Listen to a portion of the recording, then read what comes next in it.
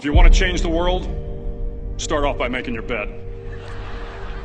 If you make your bed every morning, you will have accomplished the first task of the day.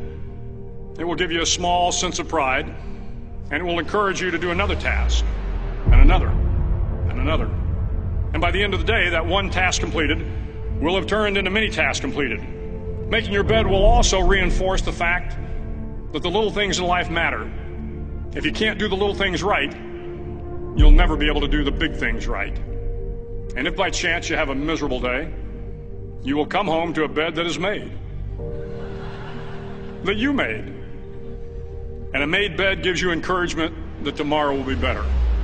To pass SEAL training, there are a series of long swims that must be completed. One is the night swim. Before the swim, the instructors joyfully brief the students on all the species of sharks that inhabit the waters off San Clemente. They assure you, however, that no student has ever been eaten by a shark, at least not that they can remember.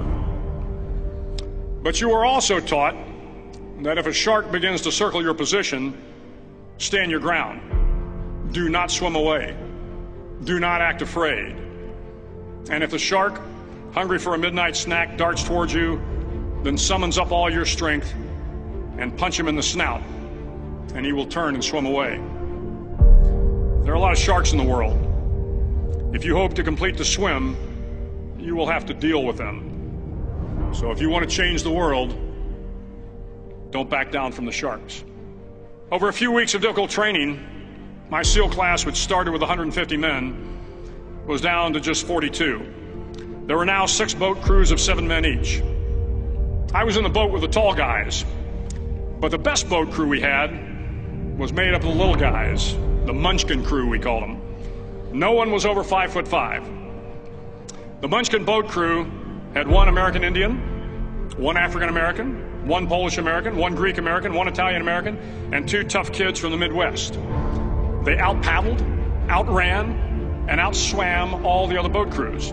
The big men in the other boat crews would always make good-natured fun of the tiny little flippers the Munchkins put on their tiny little feet prior to every swim.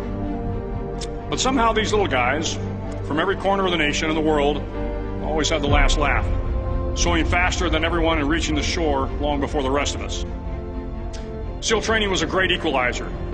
Nothing mattered but your will to succeed, not your color, not your ethnic background, not your education, not your social status. If you want to change the world, measure a person by the size of their heart, not by the size of their flippers. The 9th week of training is referred to as Hell Week. It is 6 days of no sleep, constant physical and mental harassment, and 1 special day at the Mud Flats. The Mud Flats are an area between San Diego and Tijuana where the water runs off and creates the Tijuana Sloughs, a swampy patch of terrain where the mud will engulf you. It is on Wednesday of Hell Week that you paddle down to the Mud Flats and spend the next 15 hours trying to survive the freezing cold, the howling wind, and the incessant pressure to quit from the instructors.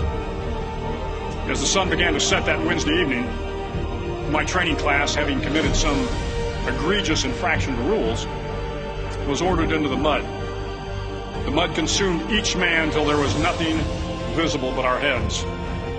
The instructors told us we could leave the mud if only 5 men would quit. Only 5 men, just 5 men, and we could get out of the oppressive cold. Looking around the mud flat, it was apparent that some students were about to give up. It was still over 8 hours till the sun came up. 8 more hours of bone-chilling cold. The chattering teeth and the shivering moans of the trainees were so loud, it was hard to hear anything. And then one voice began to echo through the night. One voice raised in song. The song was terribly out of tune, but sung with great enthusiasm. One voice became 2, and 2 became 3, and before long, everyone in the class was singing. The instructors threatened us with more time in the mud if we kept up the singing, but the singing persisted, and somehow the mud seemed a little warmer, and the wind a little tamer, and the dawn not so far away. If I have learned anything in my time traveling the world, it is the power of hope. The power of one person, a Washington, a Lincoln, King, Mandela, and even a young girl from Pakistan, Malala. One person can change the world by giving people hope. So if you want to change the world, start each day with a task completed. Find someone to help you through life. Respect everyone.